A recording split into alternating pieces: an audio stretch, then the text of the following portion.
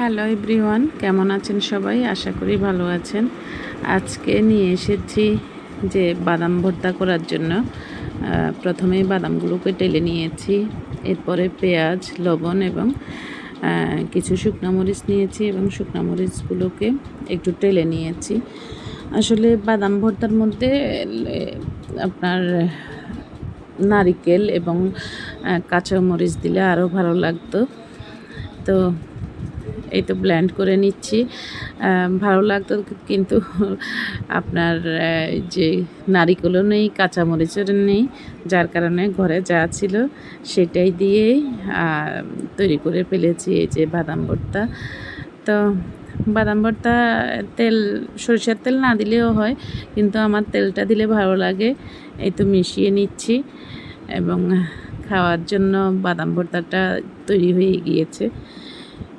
আসলে শিলপাটাতে করলে আরও ভালো হতো, কিন্তু আসলে শিলপাটা নিয়ে করার মতো ধৈর্য এখন আর নাই, সময়ও নাই।